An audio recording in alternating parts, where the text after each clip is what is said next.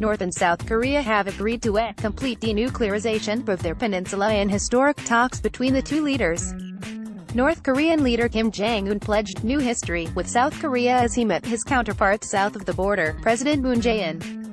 A joint statement said the two had confirmed their goal of achieving a nuclear-free Korean peninsula through complete denuclearization. The statement did not provide any new specific measures how to achieve the objective, however.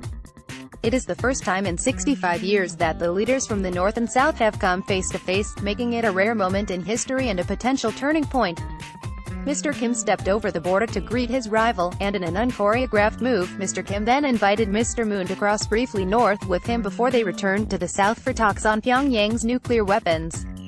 Image, they stepped over the border hand-in-hand before the announcement. South Korea said the Korean leaders had held sincere and candid talks. Behind the smiles is the fear of failure. I feel like I'm firing a flyer at the starting line in the moment of the two Koreas, writing a new history in North-South relations, peace and prosperity, Mr. Kim told Mr. Moon as they sat at a table. Mr. Moon responded that there were high expectations that they produce an agreement that will be a big gift to the entire Korean nation and every peace-loving person in the world.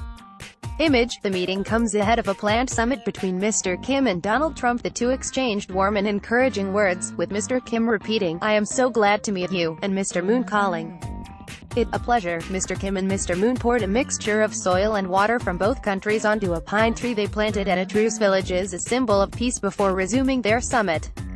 Image, the two leaders exchanged warm and encouraging words. They also unveiled a stone plaque placed next to the tree that was engraved with a message saying peace and prosperity are planted. Do we really want distracted Trump to meet Kim? The pine tree dates to 1953, the year the Korean War ended in an armistice. The soil and water were brought from both the Korea's mountains and rivers.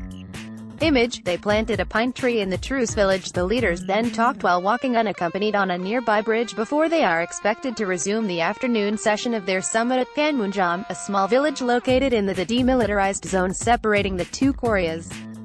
Mr. Kim at one point was seen waving away photographers as he and Mr. Moon continued their talk sitting on chairs placed at the bridge. Image, they chatted unaccompanied on a blue bridge, north v south, a tale of two Koreas. The rival Koreas have a long history, having fought one of the 20th century's bloodiest conflicts. The divided peninsula is today still technically in a state of war. Though the statement suggests the leaders have made progress in closed-door talks on the nuclear issue, expectations are low, given the collapse of previous breakthroughs. Image, security personnel jogged alongside Mr. Kim's car as he went for lunch. The meeting comes ahead of a planned summit in several weeks between Mr. Kim and Donald Trump. Mr. Kim will be keen to discuss the nearly 30,000 heavily armed U.S. troops stationed in South Korea and the lack of a formal peace treaty ending the Korea War, the two factors Mr. Kim cites as making nuclear weapons necessary.